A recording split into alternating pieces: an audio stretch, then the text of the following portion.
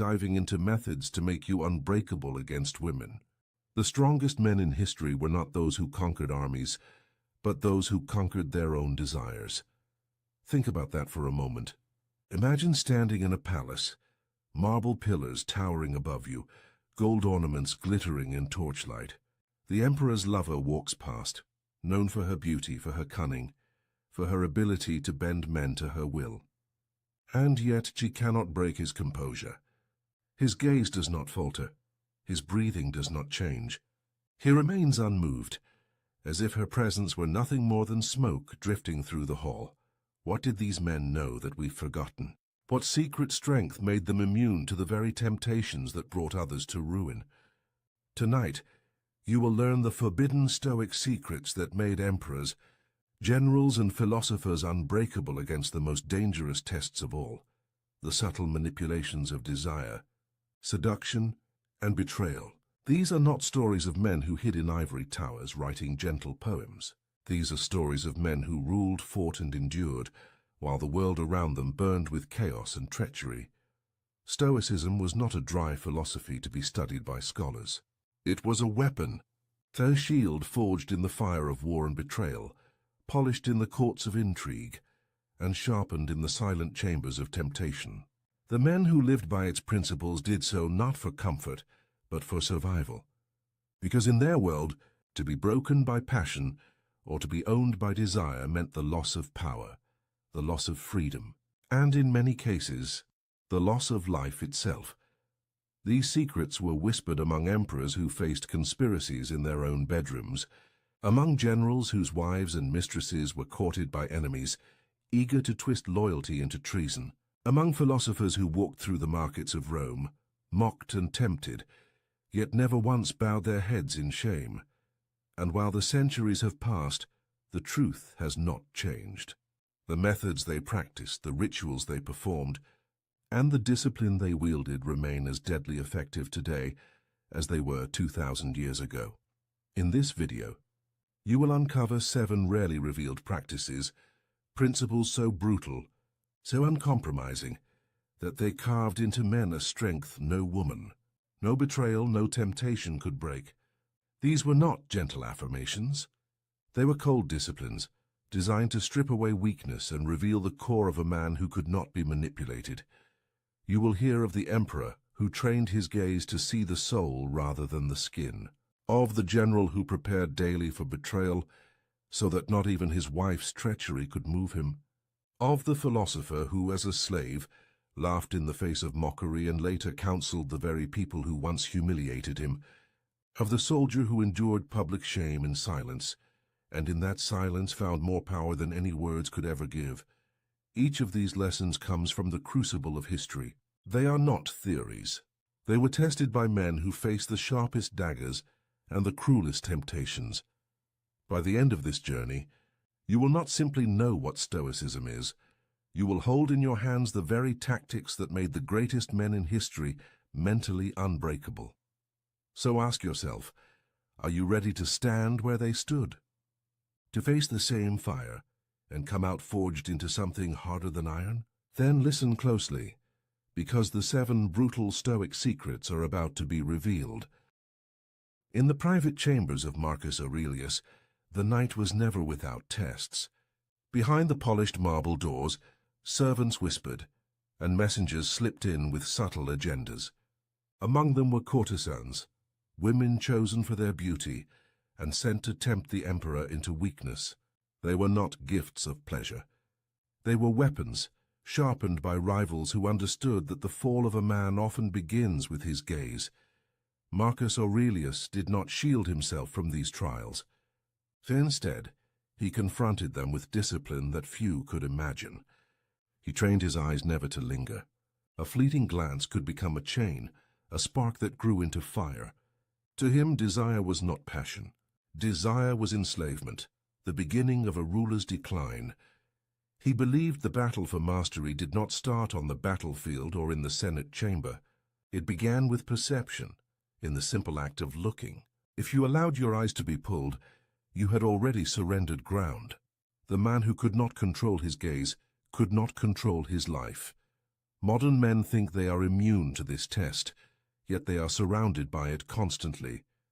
The glow of a screen filled with images designed to seize attention. The lingering glance at beauty in the office, on the street, or across a crowded room. Each moment of weakness is a thread, and enough threads woven together will bind a man in chains. Marcus understood what many forget. To be unbreakable, you must master the smallest of choices. The first step before desire takes root. He did not avoid women, nor did he fear them. He simply saw through the surface. He looked upon people not as flesh meant to seduce, but as souls bound by the same mortality and flaws as himself. There was a ritual he practiced in silence every morning. Before the sun rose, before Rome stirred awake, he would sit alone and remind himself, see the soul, not the skin. This vow was not a whisper of morality, but a declaration of power. For the man who sees beyond the surface can never be owned by it. The emperor's gaze was more than discipline. It was armor, an unbreakable shield against the most ancient form of manipulation, and that is the first secret. If you can master your eyes, you will master yourself. In the annals of Rome, there is a story of a decorated general, a man who had led legions across the frontiers and returned victorious. Yet the most dangerous battle he ever faced was not against barbarians or rival armies. It was within his own household. Whispers reached him that his wife, a woman of noble birth, had been conspiring with his political rivals. Not only her affection, but her loyalty had shifted into betrayal. For most men, such news would unleash fury. Rage, humiliation, and the thirst for revenge would consume them. Many leaders before him had executed wives, lovers, even friends for less. But this general did something different. He had prepared for this moment long before it arrived. Each morning, before donning his armor, he practiced what the Stoics called premeditation malorum, the premeditation of evils. He imagined betrayal as inevitable. He pictured his closest allies abandoning him, his family turning against him, his soldiers failing him. By rehearsing these calamities in his mind, he stripped them of their power. When they happened, they no longer shocked him. So when the whispers became proof, he felt no tremor of surprise, no tightening of the chest, no consuming fire of vengeance. Instead, he regarded the betrayal as nature itself, as common as a storm breaking across the sea. To expect loyalty without fail, he believed, was to live in a fantasy. To expect betrayal was to live in truth. This mindset turned his enemy's weapon into dust. The plot they believed would unmake him did nothing. In fact, he went further. He confronted the rival who had gained his wife's favor, not with wrath but with composure. And in an act that stunned the Senate, he promoted the man to higher office. It was not weakness. It was dominance. For in that moment, he showed that no insult, no conspiracy, no theft of affection could disturb his reason. He ruled not by force of passion, but by mastery of self. His enemies gained nothing, and his legend grew greater because of it. This is the second secret. Expect betrayal as natural, and it will never own you. In your own life, whether from friends, family, or women, betrayal loses its sting when you have already rehearsed it in the mind. Emotional immunity makes you untouchable. The general's legacy endures for one reason. When others sought to wound him through his heart, he proved that his heart was beyond their reach. Among the most famous Stoics of Rome was a man who began life not in wealth or honor, but in chains. His name was Epictetus. He was born a slave, treated as property, subjected to the cruelty of his master, and yet, from this lowly station, he rose to a level of authority that even free men envied. One story tells of his humiliation in the presence of noble guests. His master, eager to entertain, mocked him openly, forcing him to perform degrading tasks and endure ridicule. Among the spectators were women of the court, who laughed at his condition, jeering at his weakness. For most men, such shame would cut deeper than any blade. Anger, desperation, or despair would spill out uncontrollably. But Epictetus did not flinch. Instead, he stood in calm silence. His mind was untouched. He once said, "You may insult my body, but you cannot touch my reason." The body could be chained. The reputation could be dragged through the mud. But the inner fortress of thought, that domain remained sovereign. This was the core of his philosophy. True power is not measured by possessions, approval, or reputation. It is measured by the mastery of one's own mind.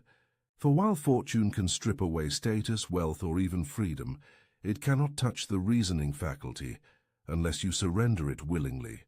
This truth makes a man invincible. Because if your worth is not tied to the praise of others, then insults carry no weight. If your identity is not built on possessions, then loss cannot destroy you. If your peace is not dependent on another's affection, then rejection cannot move you. In modern life, this remains the most brutal test.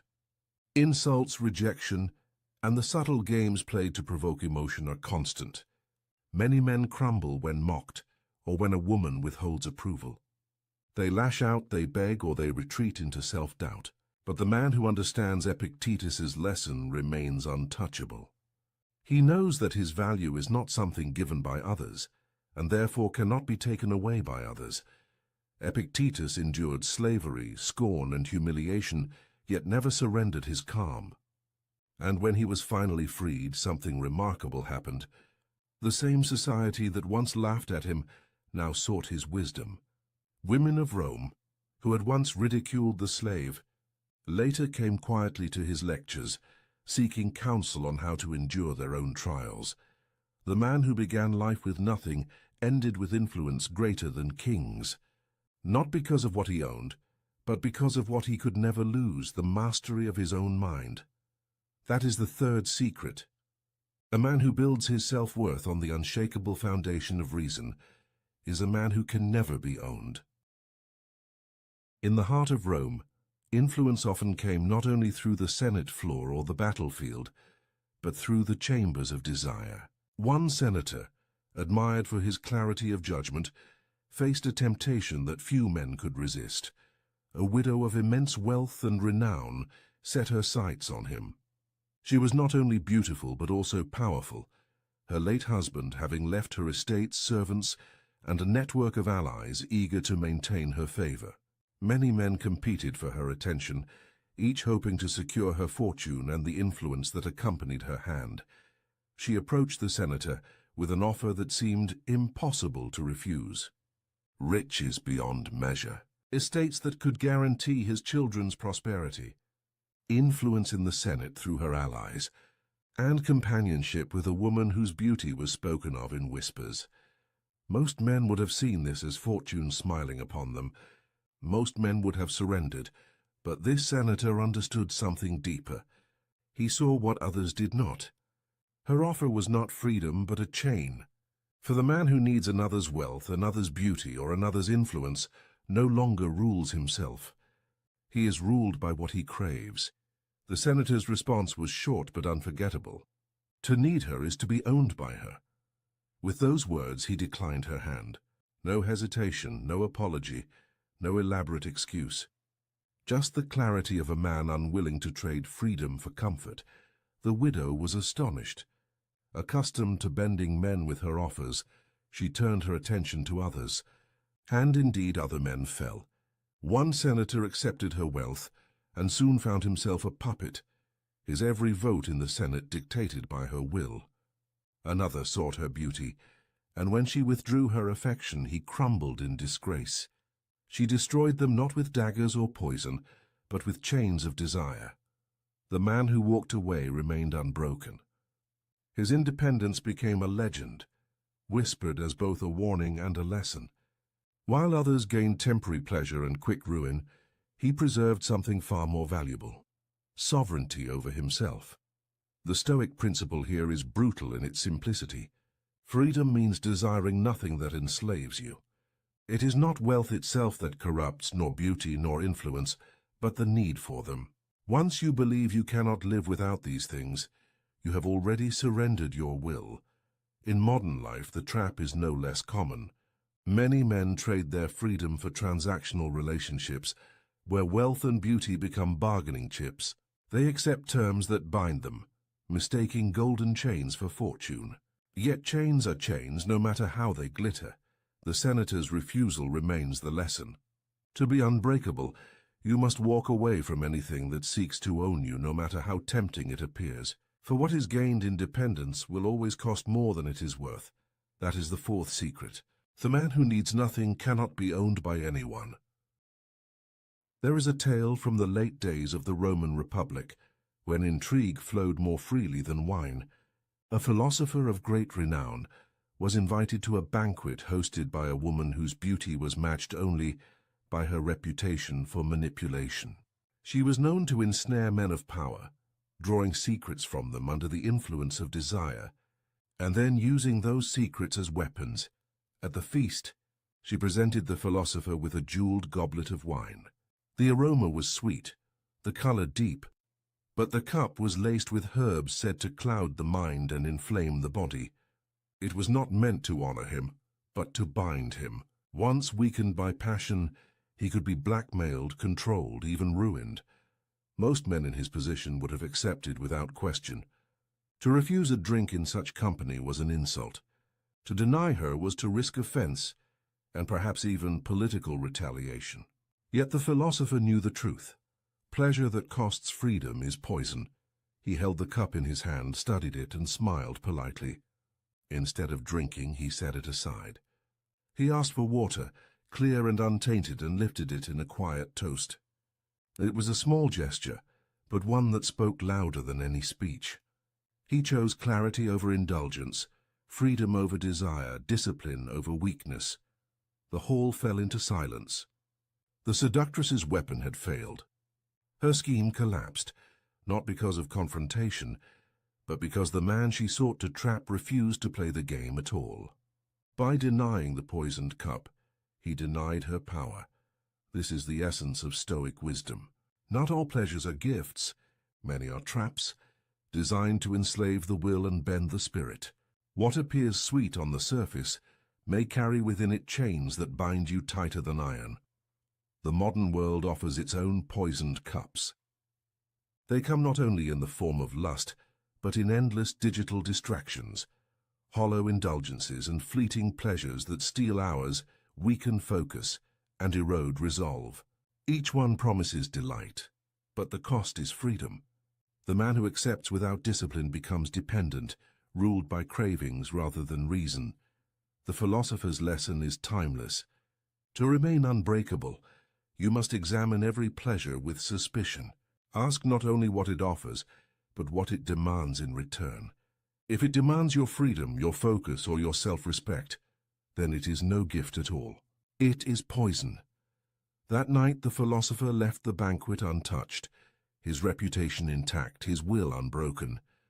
The seductress turned her schemes on others, and lesser men fell.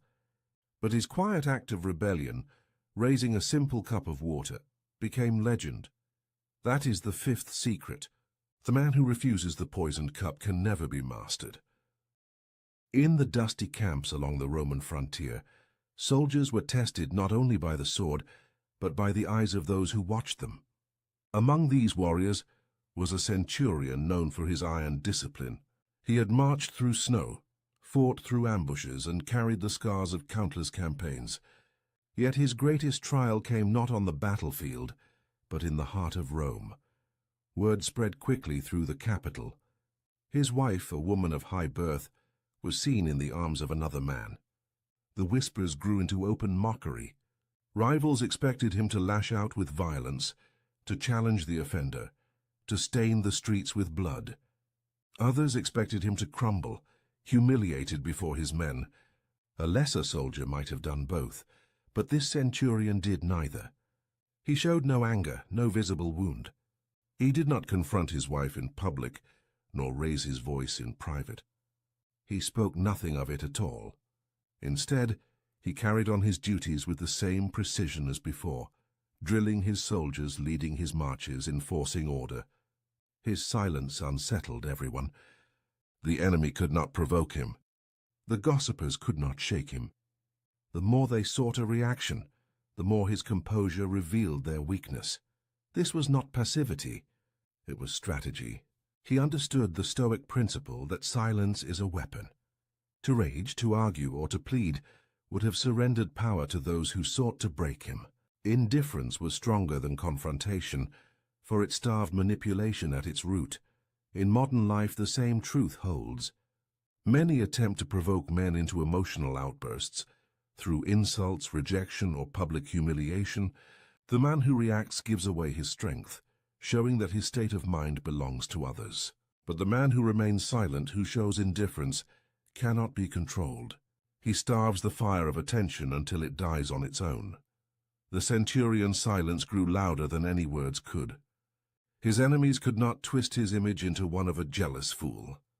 His soldiers, seeing his unshaken demeanor, respected him more.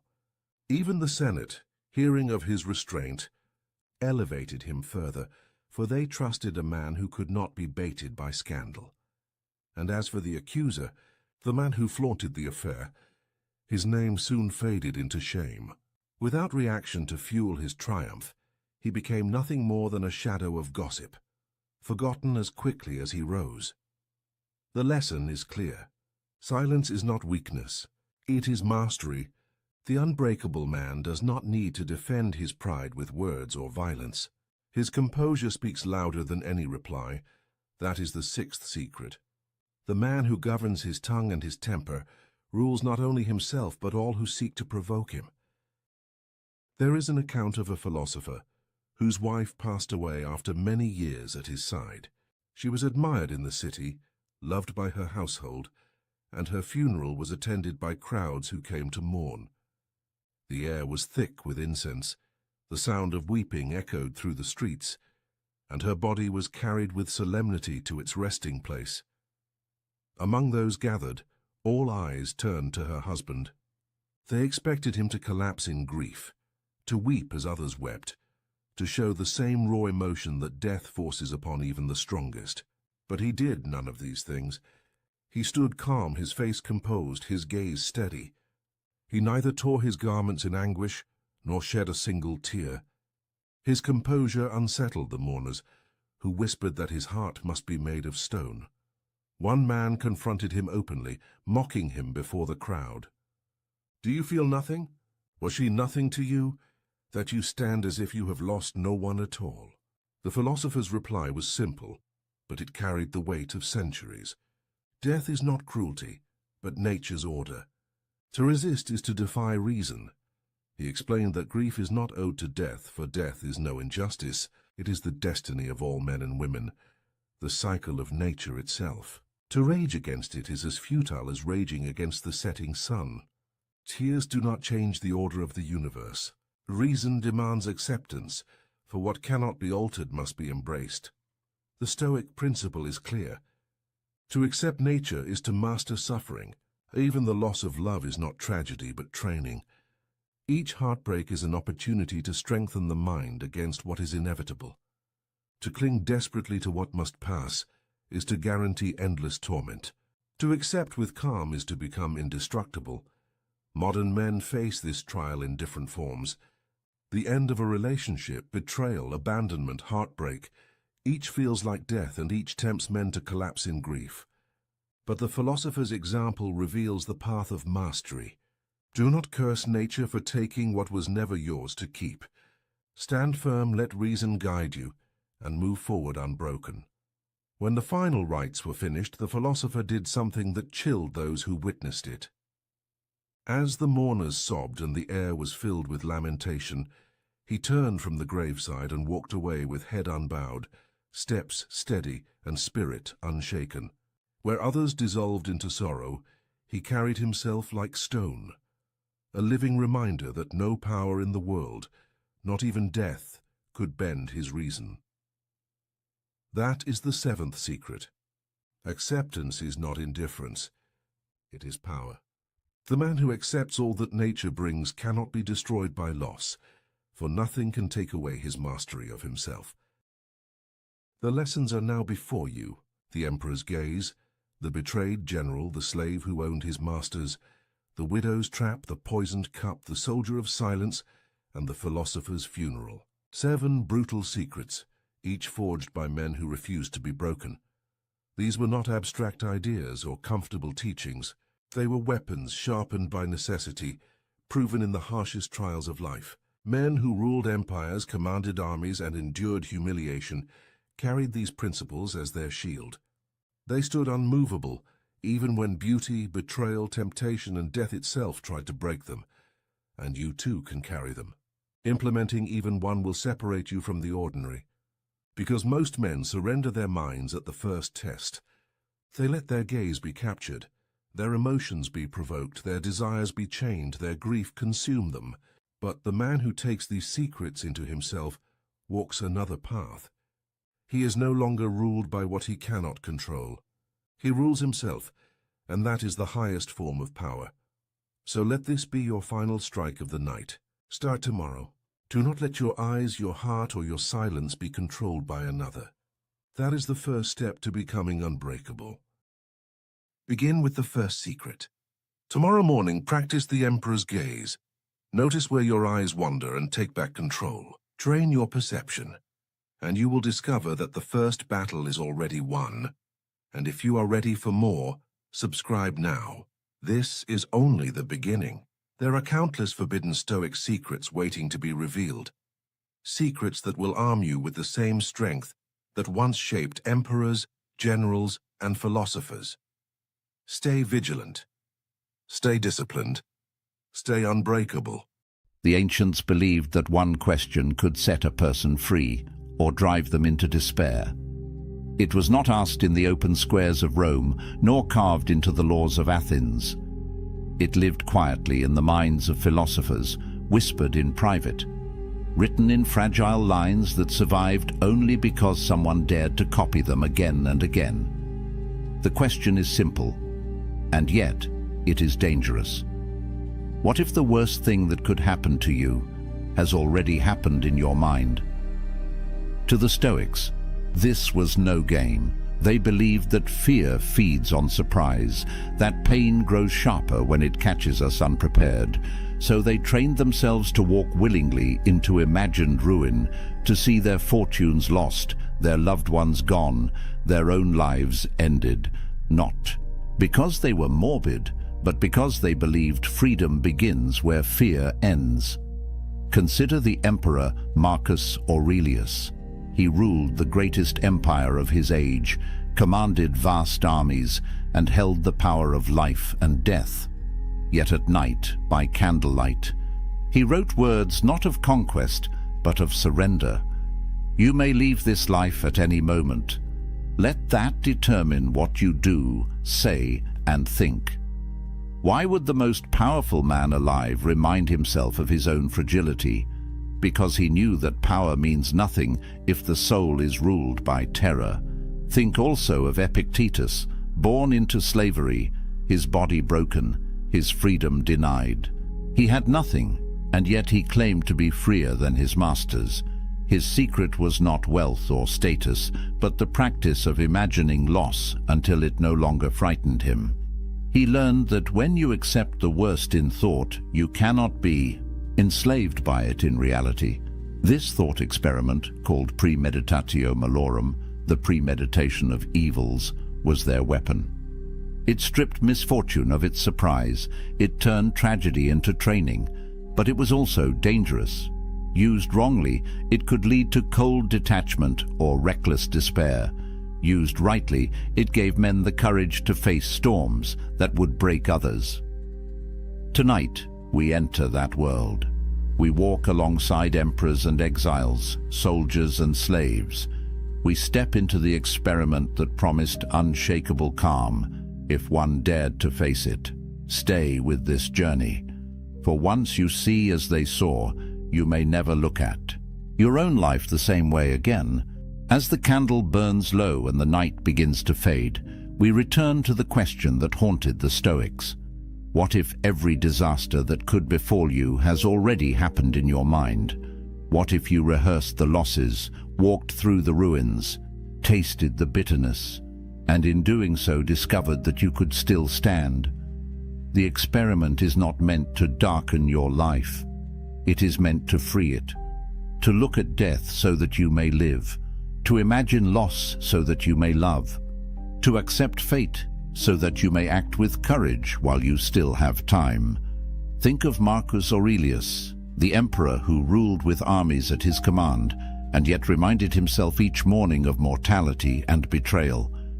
His greatness was not in conquest, but in calm, in refusing to be ruled by fear. Think of Epictetus, the slave who owned nothing, yet declared that nothing could enslave his mind. His power was not in possessions, but in freedom of spirit.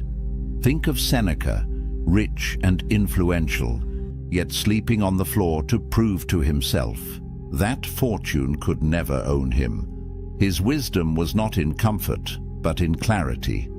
These men lived in an age of plagues, wars, and political chaos. We live in an age of noise, speed, and uncertainty. Their struggles were different in detail, but not in kind. Like them, we will lose. Like them, we will die. The only question is whether we will face these truths with trembling or with steadiness. The Stoic experiment offers a choice. You can avert your eyes from fear, pretending it is not there, and live in quiet dread. Or you can walk into it willingly, meet it in imagination, and rob it of its power. When you do, you discover the strange paradox the Stoics cherished. By imagining death, you begin to live.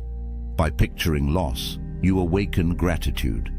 By embracing fate, you find freedom.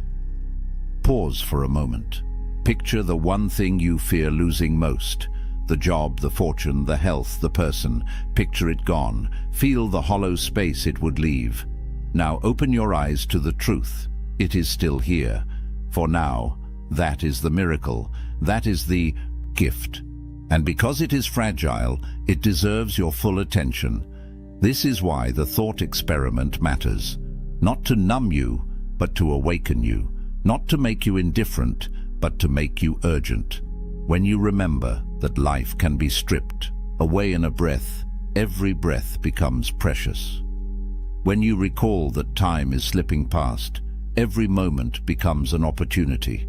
And when you realize that nothing external is truly yours, you begin to live with the strength that comes from owning yourself. The Stoics cannot walk this path for you. They can only point the way. Marcus, Epictetus, Seneca, they left fragments, reminders, hints. But the experiment must be lived, not merely studied. It must be practiced quietly in the solitude of your own mind until the fear loosens and the gratitude deepens. So let this be your invitation. Tonight, before sleep, close your eyes and step into the exercise. Imagine the loss. Imagine the end. Let yourself feel it. And then awaken tomorrow with new eyes, seeing what remains not as ordinary, but as extraordinary. This is the gift the Stoics preserved, the ability to live unafraid, to love more deeply, to meet fate with an open heart. And so I leave you with one question, the same question that echoes across centuries, whispered in marble halls and desert cells, whispered now into your ear. If tomorrow stripped away everything you take for granted, what part of you would remain unbroken? Carry that question, let it shape you, and if these ancient voices have spoken to you tonight, do not let them fade into silence. Join this journey further. There are more lessons, more experiments, more truths buried in time that can sharpen the way you live now. Subscribe, stay with this channel, and together we will walk deeper into the wisdom of those who faced storms and discovered peace. For their stories are not finished until we live them. And your life is not finished until you dare to begin living it fully. In the language of the ancients, it was called premeditatio malorum, the premeditation of evils. The phrase sounds grim, even unsettling. Yet to the Stoics, it was a practice of liberation, not despair. At its heart, the exercise was deceptively simple. Imagine the misfortunes that might strike you tomorrow and face them before they arrive. Not only the small inconveniences, a delay, an insult, a coin lost, but the great disasters as well. The death of a friend, the loss of your wealth, the collapse of your health, the end of your own life. Why would anyone do this? Why deliberately walk through horrors in the safety of your own mind? To the modern ear, it seems backwards. We are told to visualize success, to think positively, to build castles in our imagination. But the Stoics believed the opposite strategy brought greater strength. They argued that if you can stand calmly in the ruins of your own imagined life, then reality can never truly defeat you. Seneca, the Roman statesman and philosopher, put it plainly: he robs present ills of their power who has perceived their coming beforehand. When we rehearse misfortune, its arrival no longer shocks us. Pain may still visit, but its sharpest weapon, surprise, has been blunted. To understand this better, picture an archer at practice. He does not wait for the chaos of battle to test his skill. He fires arrow after arrow in quiet fields, so that when the storm of war comes, his movements are steady, automatic, unshaken. The Stoics believed the mind required the same discipline. Each night, they would draw back the bow of imagination and fire at the darkest targets they could conceive, so that when those shadows appeared in real life, they could still aim true. Marcus Aurelius, alone in his tent, did not write merely to comfort himself. His private notes, the Meditations, are filled with reminders that the world can break us at any time. Yet his tone is not fearful. Instead, it is steady, almost tender. When you kiss your child good night, he warns himself, whisper that he may not be here tomorrow. Harsh words to our ears, but to Marcus, this was not cruelty. It was clarity. Only by facing the fragile nature of life could he love more deeply in the present moment. Epictetus, born into slavery, offered the same lesson in different clothing. When you embrace your wife or child, he said, say to yourself, one day they will die. Not to make the heart cold, but to warm it. For when you remember that nothing is guaranteed, every ordinary moment becomes extraordinary. A simple meal, a shared laugh, even the act of waking to another sunrise becomes precious beyond measure. The thought experiment, then, had two purposes. First, it armed the soul against fear. By imagining loss, you stripped it of its terror. Second, it sharpened gratitude. By rehearsing absence, you learned to love presence more fiercely. This was not daydreaming, it was training. The Stoics approached it as soldiers approach drills, as athletes approach discipline. Night after night, they entered the arena of the Eua, mined and faced the worst fates they could imagine. Some whispered these visions aloud, others scratched them into wax tablets or murmured them in prayer. It was not about predicting the future, but about preparing for it. Yet even here the Stoics were cautious. They warned against letting this practice harden into despair. If you fixate only on loss, you can become bitter, withdrawn, fatalistic. The true Stoic path walked a thin line, to imagine ruin without becoming ruined by the imagination itself. The exercise was meant to polish the soul, not poison it. Think of it like walking into a cold river. At first, the shock makes you gasp. But after a moment, you adjust, you breathe, you find your strength within the chill. The water has not grown warmer, you have grown steadier. So too with premeditatio malorum. Life would not grow kinder, but you would grow stronger. This is the experiment, to step willingly into suffering before it comes, to live through loss in the theater of the mind, so that when the curtain rises on reality, you are ready. To many, it sounded bleak. To the Stoics, it was the most hopeful act of all. For when you have rehearsed the worst, you discover a strange secret. Nothing can truly take your freedom, for you have already faced the cost. At first glance, the Stoic experiment seems like madness. Why summon images of death, poverty, betrayal, exile. Why taste bitterness before it is poured? To most people, this sounds like opening the door to misery. Yet to the Stoics, it was the doorway to strength. The logic begins with a simple truth. Fear feeds on surprise. When something strikes us out of nowhere, it multiplies our suffering.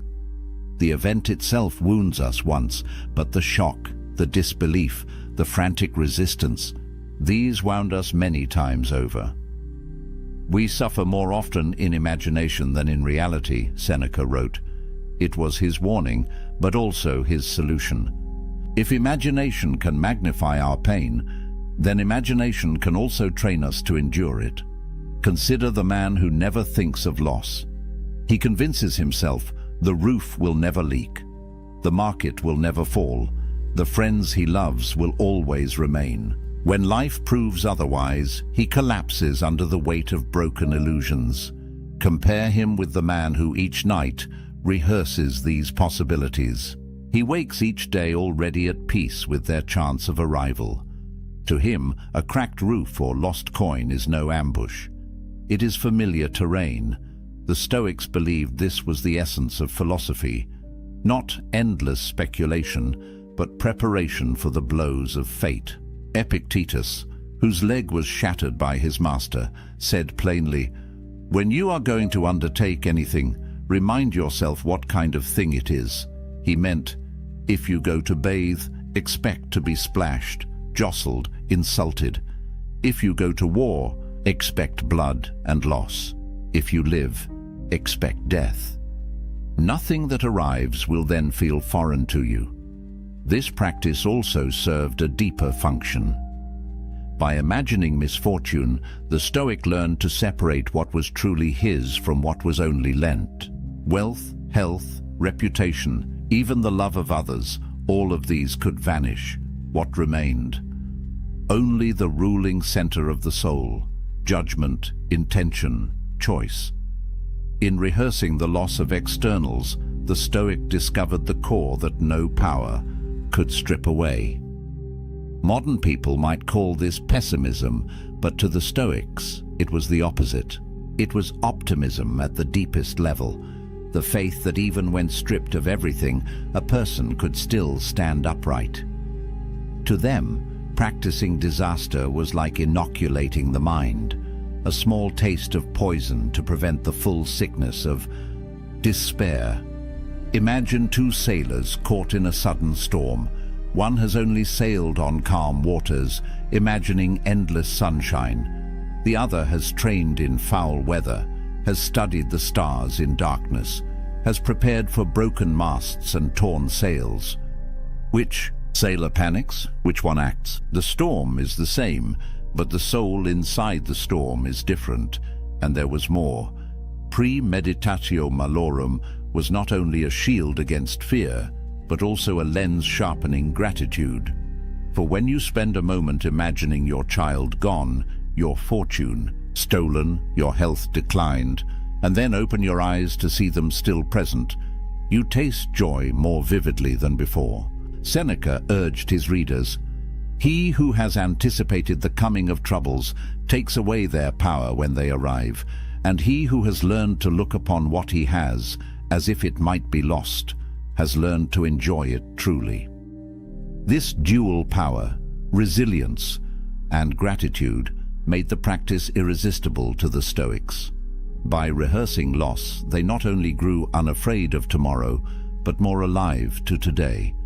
Marcus Aurelius captured it when he reminded himself, "Do not act as if you were going to live 10,000 years. Death hangs over you. While you live, while it is in your power, be good." The awareness of mortality did not paralyze him. It pushed him toward kindness, urgency, presence. So why imagine the worst? Because the worst will come sooner or later in some form. To pretend otherwise is to live in fragile denial. To face it in thought is to live with a steady heart. The Stoics believed that only those who walk through the valley of loss in their minds can walk through life itself without chains. If the Stoics asked their students to imagine misfortune, it was not to dwell in gloom. The exercise was meant to unlock a set of hidden treasures, the kind of treasures that cannot be stolen by thieves or burned by fire. What then were the fruits of this strange discipline? 3 stand above the rest: freedom from fear, gratitude for the present, and resilience in the storms of life. The first and most immediate benefit was liberation. Fear has always been one of humanity's fiercest chains. It bends kings, humbles warriors, and leaves ordinary people trembling at shadows. Yet the Stoics discovered that fear depends on uncertainty. When we do not know what will come, our imagination torments us with endless possibilities. By rehearsing disaster, the Stoics removed the sting of surprise. They learned to say, "Yes, this too may happen, and if it does, I am prepared." Seneca observed that misfortune becomes lighter when anticipated. What is quite unlooked for is more crushing in its effect, and unexpectedness adds to the weight of a disaster. For him, the act of imagining stripped calamity of its mystery. And once the unknown was known, fear lost its teeth. Imagine waking each morning with the knowledge that no loss, no insult, no illness could shake the foundation of your soul. This is not cold indifference, it is strength. It is the quiet courage of someone who has already rehearsed the worst in the theater of the mind, and thus walks calmly through the world. The second treasure hidden in this exercise is gratitude. At first, this seems paradoxical. How could picturing death or poverty make life more joyful? Yet the Stoics believed the shadow of loss makes the light of presence burn brighter. Marcus Aurelius urged himself, "Think of yourself as dead. You have lived your life. Now take what's left and live it properly." By imagining that the day was already his last, he found renewed urgency to savor its moments. Epictetus taught his students to practice detachment, not to strip love away, but to make it purer. When you remind yourself that the friend you embrace or the child you tuck into bed may not be there tomorrow, you do not love them less. You love them more fiercely, knowing the hour is fragile. Seneca carried this practice into action. Once a month, he would strip away comfort deliberately, sleeping on the hard ground, eating coarse bread, wearing the simplest clothing. When asked why, he replied, "Is this the condition that I feared?" By practicing loss, he turned ordinary comfort into extraordinary pleasure. A warm meal, a soft bed, a friend's laughter, all glowed brighter when contrasted against their imagined absence. Gratitude, then, was not a luxury to the Stoics. It was a form of armor. A grateful man, they argued, is untouchable, for he sees every small gift as fortune and every misfortune as training. The final benefit of premeditatio malorum was resilience. Life will strike. That much the Stoics never denied. No amount of philosophy can erase pain, illness, or death. What philosophy can do is decide how we meet them.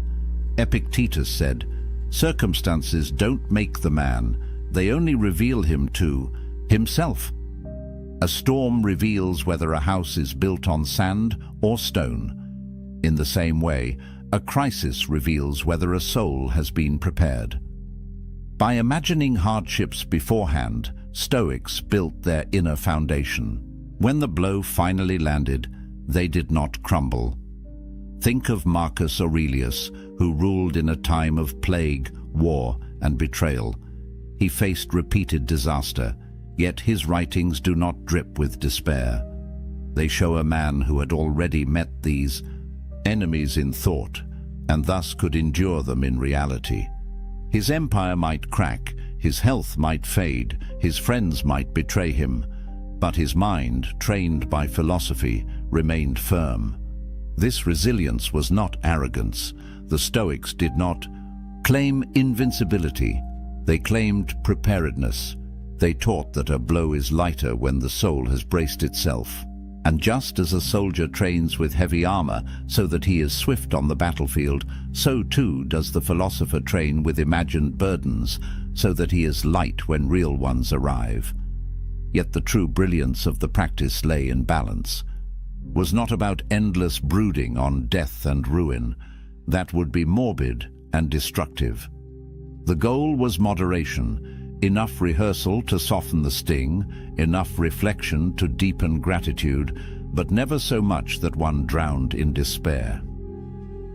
The Stoics believed philosophy was a medicine. Too little, and the illness of fear returns. Too much, and the medicine itself becomes poison. But the right measure, taken daily, transforms life. Thus, the Stoics found in this strange exercise a triad of power: freedom from fear, gratitude for the present, and resilience in crisis. They believed that any man or woman who practiced it would stand differently in the world, not as someone immune to loss, but as someone no longer enslaved by it. This was the reward of imagining the worst: not darkness, but light; not despair, but a soul sharpened into strength. Every powerful practice carries its shadow. The Stoics knew this well. A thought experiment capable of freeing the soul could also twist into something harmful if misunderstood. The same exercise that sharpened resilience could harden into coldness or slide into despair. This is why the Stoics insisted that premeditatio malorum, the rehearsal of misfortune, must be approached with wisdom and balance. The first danger is mistaking preparation for pessimism. Some people, hearing the Stoics speak of imagining death, ruin, or betrayal, believed the philosophers were advocating endless worry. To live in constant dread of loss is not Stoic strength, but weakness in disguise. Seneca warned against this confusion. He urged his students not to shackle themselves with anxiety masquerading as foresight. He who suffers before it is necessary suffers more than is necessary. If you imagine disasters without purpose, you bleed twice, once in fear and once in reality. Stoic practice is not about drowning in scenarios, but about tasting them briefly to build immunity. The second danger lies at the other extreme: nihilism.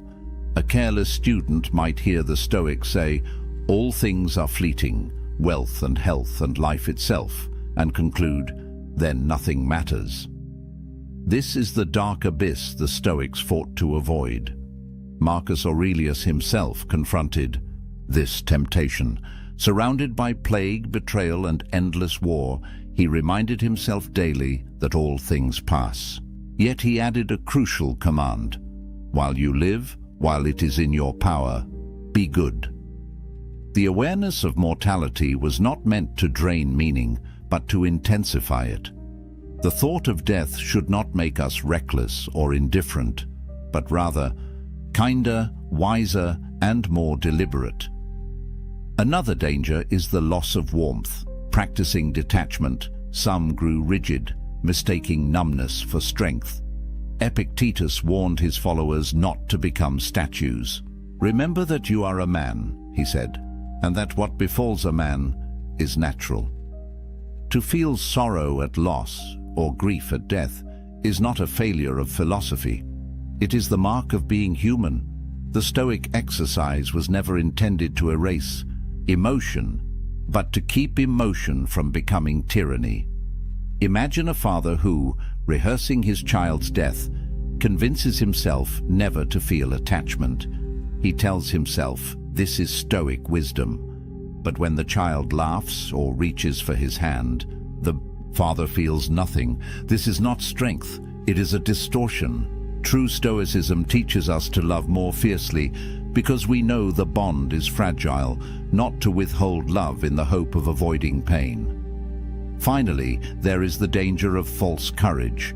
A soldier might say, "Since death is nothing, I will rush headlong into danger," careless of consequence. But this too betrays the philosophy. Stoic training was meant to produce calm judgment, not reckless abandon. To imagine death is to prepare for it, not to seek it without reason. Courage, in the Stoic sense, is rational endurance of hardship, not blind pursuit of destruction. So, how did the Stoics guard against misuse? They set boundaries, practice premeditatio malorum, but do so with intent. Imagine loss not to wallow in it, but to measure your strength against it. Picture death not to despise life, but to embrace it. Think of misfortune not to withdraw from the world, but to act wisely within it. Seneca gave his students a rhythm, a few days each month spent in poverty, eating coarse food, wearing rough clothes. Not every day, lest life become joyless, but enough to remind the soul of its power. Marcus wrote nightly of death and impermanence, but by day he ruled with justice, fought wars with patience, and tried to act for the common good. Epictetus trained his mind against loss, but also urged compassion, laughter, and friendship. In other words, Stoic foresight was never meant to extinguish humanity. It was meant to free it. Misfortune rehearsed in thought should make us more grateful, not less. It should make us calmer, not colder. The Stoics knew the temptation to misuse their philosophy would always remain. It is easier to become numb than to remain balanced, easier to collapse into dread than to face hardship calmly. But the true Stoic way demands vigilance. The practice is a knife. In skilled hands, it carves strength.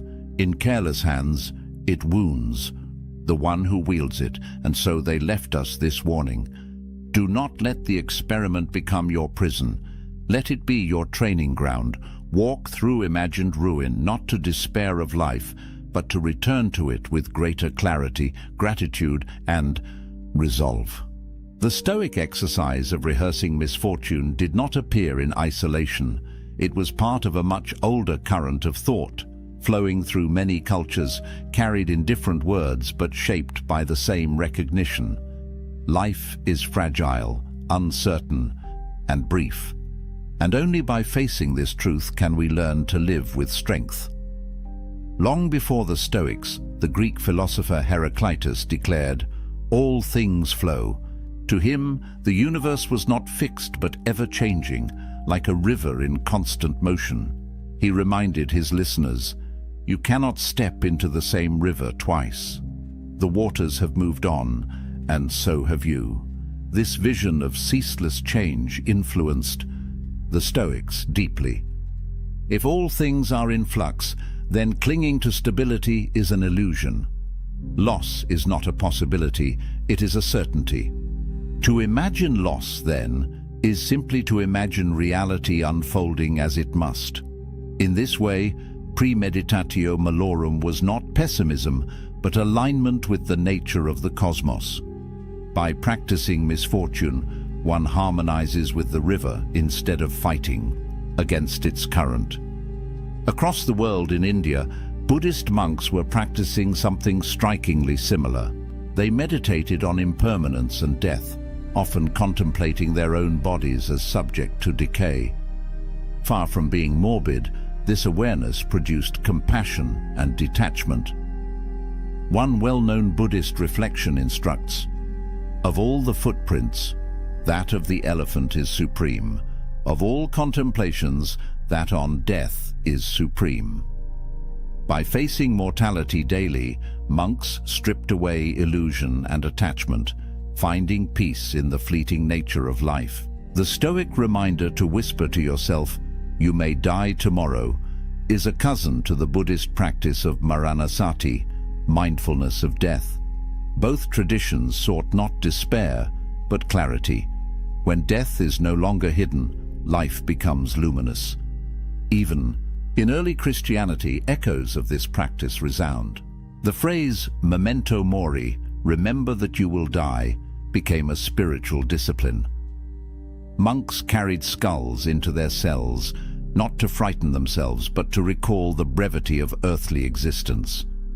The goal was not coldness, but urgency, a reminder that every act mattered, every choice carried eternal weight. Like the Stoics, these Christians saw death not as an end to dread, but as a teacher to revere. Marcus Aurelius would have recognized their spirit, even if their theology diverged. For both, mortality was a compass, orienting the soul toward what truly matters. What made Stoicism unique was its ability to weave these threads, flux, impermanence, mortality, into a practical daily exercise. While Heraclitus spoke of cosmic change and Buddhists practiced renunciation, the Stoics asked, how can an ordinary citizen, a senator, a soldier, or a slave use this wisdom to live today? Their answer was premeditatio malorum. Unlike abstract speculation, this was a tool for daily life. Marcus used it before ruling the empire. Epictetus taught it to students struggling with anger or grief. Seneca recommended it to friends navigating wealth, power, and exile. It was not confined to monasteries or ivory towers. It was a philosophy for kitchens, marketplaces, and battlefields. The fact that so many traditions converged on this practice reveals something timeless. Wherever humans have lived, they have wrestled with uncertainty, loss, and the inevitability of death.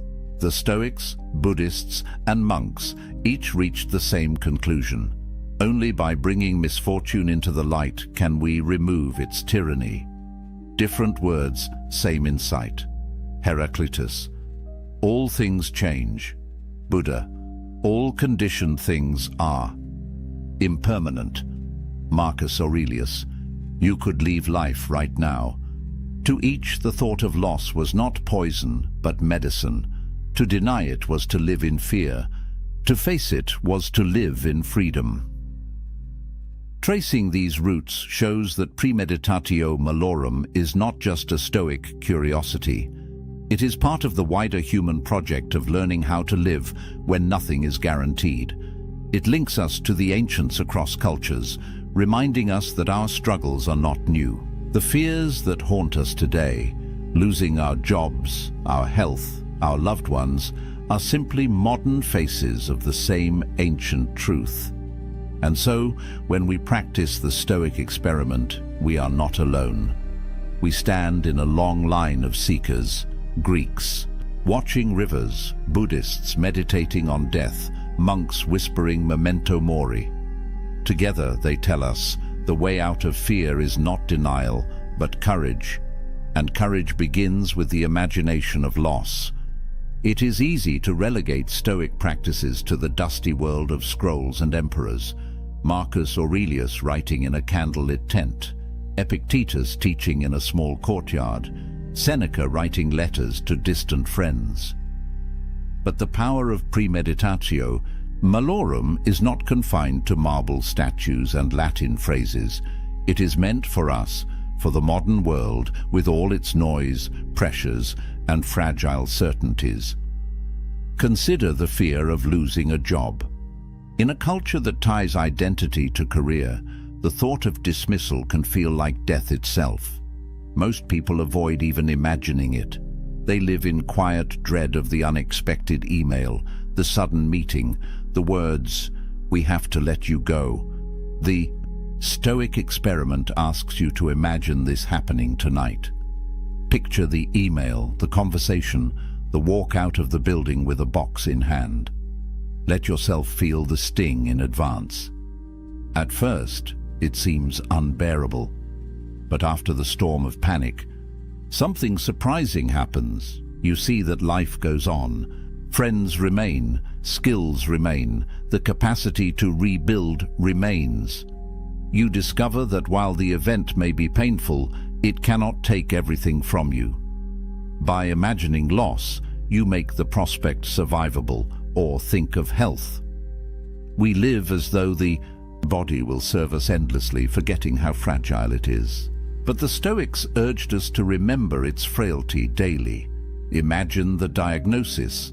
Imagine the sudden weakness, the test results, the bed you cannot rise from. Again, the first wave is grief. But then comes clarity. If this body can fail, then today's walk matters more. The meal with a friend matters more. Every moment unbroken by pain becomes a treasure. This was Seneca's point in practicing poverty. By imagining the worst, he discovered how much he could live without and how rich the ordinary actually was. For us, rehearsing frailty makes each day of strength a victory. The practice also reshapes how we love. Epictetus urged parents to remember that children, like all of us, are mortal. This was not meant to strip affection, but to deepen it. When we remind ourselves that those we love will not always be here, we hold them closer. A simple dinner together, a casual laugh, a brief embrace, all glow brighter when seen against the backdrop of impermanence. In modern terms, this means resisting the urge to take people for granted. Instead of rushing through conversations with friends or family, the Stoic experiment nudges us to pause, to see each encounter as fragile and precious. By imagining absence, presence becomes luminous. The Stoics often paired imagination with small acts of practice. Seneca slept on the floor to taste poverty. Marcus reminded himself that every insult, every inconvenience was part of human nature. We too can create small drills. Spend a weekend without technology to remind yourself how little is necessary. Walk instead of driving. Eat plain food instead of delicacies. Live for a moment as if stripped of luxury, or simply, at night, write down one thing you fear losing, then picture it gone. The next morning, when you find it still there, gratitude blossoms. Still, we must be careful not to misuse the exercise. The Stoics did not recommend endless brooding on catastrophe. The purpose is not to flood yourself with dread, but to inoculate yourself against it. Like a vaccine, a small dose strengthens, too much overwhelms. The rhythm of practice is key, a few moments of contemplation, then a return to action with renewed clarity. Our own age is not so different from the Roman world. They lived with plagues, so do we. They faced political instability, so do we. They feared betrayal, loss, decline, death. The costumes change, but the human condition remains. This is why premeditatio malorum still matters. It is not about dwelling in ruins, but about discovering that ruins cannot touch the core of who you are. It is about remembering, in a world of constant distraction, what is truly yours, the power to meet life with steadiness, even when everything else slips away. The greatest evidence of its power is how life looks after you practice it. The small annoyances, traffic, insults, delays, lose their bite. The larger fears, illness, financial strain, rejection, lose their grip. You still feel them, but they do not rule you. You carry within you a kind of invisible armor, forged not by denial, but by rehearsal. And in that space where fear once lived, something else enters, joy. Not shallow joy, dependent on luck or comfort, but deep joy born of clarity. The joy of realizing that today, in this fragile moment, you are alive, you are breathing, and nothing else is guaranteed. The Stoics did not stop at merely imagining misfortune. To them, endurance alone was not enough. A soldier can grit his teeth through pain. A prisoner can resign himself to chains. But philosophy sought something higher, not only to accept what fate delivered, but to love it. This deeper transformation was called amor fati, the love of fate. To love fate means more than bearing it without complaint. It means seeing even the hardest blows as threads in a larger tapestry. What others call tragedy, the Stoic calls instruction. What others call accident, the Stoic calls design. Life ceases to be a sequence of random disruptions and becomes a coherent whole, stitched together by necessity. Marcus Aurelius wrote often of this. In his private meditations he urged himself, accept the things to which fate binds you, and love the people with whom fate brings you together, but do so with all your heart. These words are not the tone of resignation. They are the words of a man who believed that the very shape of his hardships was part of a greater order, one he might not see, but one he could honor. Epictetus too pressed this lesson. He had no illusions about life's cruelty. He had known slavery, injury, ridicule. Yet his counsel was not to curse what happened, but to align himself with it. Do not seek for things to happen the way you want them to, he said. Rather, wish that what happens happen the way it happens, and you will be happy. The freedom he taught was not freedom from suffering, but freedom from resistance. This subtle shift marks the difference between Stoic endurance and Stoic joy. To endure is to carry a burden. To love is to transform the burden into meaning. When you love fate, even disaster becomes a teacher, even pain becomes a sculptor of the soul. The image is of a craftsman's hand. The hammer that strikes the iron may feel like violence, but in truth it is shaping the blade. So too with fate. Each blow that falls is part of the forging of character. To curse the hammer is to misunderstand the art. To accept it is wisdom. To love it is greatness. Yet the Stoics were careful not to fall into sentimentality. They did not preach blind optimism. To love fate is not to say that every event is pleasant. It is to say that every event belongs. A plague that kills thousands is not good in itself, but it belongs to the order of nature, and from its presence, new strength, new compassion, or new clarity may emerge. The death of a friend is not sweet, but it is woven into the same fabric that gave the joy of knowing them. To love fate is to love the whole cloth, not only its brightest threads. In this way, amor fati becomes the natural extension of premeditatio malorum. At first, you imagine loss to prepare yourself against fear. In time, you see that loss itself is not alien, but part of the same universe that gave you life. You begin with resistance, move to acceptance, and end in embrace. This attitude changes how one lives daily life. An insult from another no longer provokes outrage. It is simply one of the sounds of the world. A delay on the road no longer feels like theft of time. It becomes time offered for reflection. Even personal failure loses its sting, because it too is part of the process of growth. What once seemed hostile now appears as part of the curriculum of existence. Nietzsche, centuries later, would seize upon this Stoic seed and turn it into a central principle of his own philosophy. He declared, "My formula for greatness in a human being is amor fati, that one wants nothing to be different, not forward, not backward, not in all eternity, not merely to bear what is necessary, but to love it." Though Nietzsche's voice was not Stoic in every sense, he grasped the same fire.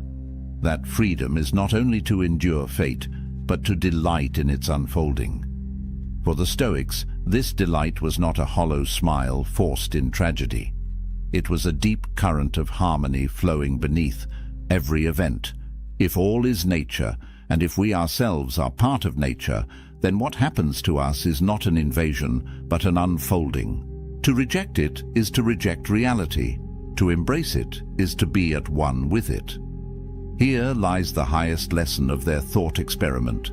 To imagine the worst is only the beginning. To accept it is the next step. But the final step, the hardest and most transformative, is to love it. For when you can love even misfortune, you are untouchable. No exile can banish you. No poverty can degrade you. No death can frighten you. You have become aligned with the order of all things. This is amor fati. To meet each day not as a threat, but as a gift, even when wrapped in pain. To see fate not as enemy, but as companion, to say to whatever comes, yes, this too I will love. Why does this ancient thought experiment still matter? Why should the words of men long buried beneath marble ruins concern us in a world of satellites, skyscrapers, and digital noise? It matters because the human condition has not changed. We still fear loss. We still recoil from death. We still tremble when the future is uncertain. The Stoics remind us that these fears, left unchecked, shape the course of our lives more than any external chain. Fear makes us cautious when boldness is needed. It silences us when truth must be spoken. It binds us to comforts that rot us slowly, because we cannot imagine life without them. To live in fear is to live half a life. And so the Stoics taught that to free oneself from fear is to recover one's humanity. Imagine what it means to walk into each day knowing that nothing can truly take away the essence of who you are. Jobs may vanish, reputations crumble, fortunes evaporate, but your mind, your choices, your capacity to meet events with dignity, these remain untouched. That knowledge is not abstract. It changes how one breathes, how one speaks, how one acts. It replaces panic with clarity and hesitation with calm resolve.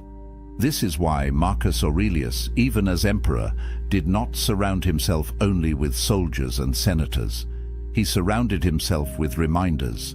He whispered to himself each morning, "You will meet with arrogance, deceit, ingratitude, treachery." He rehearsed these encounters not to grow bitter, but to remain steady. He knew that expecting betrayal made him less vulnerable to its sting, and that remembering mortality gave urgency to his duties. In a life of unimaginable pressure, it was this practice that kept him human.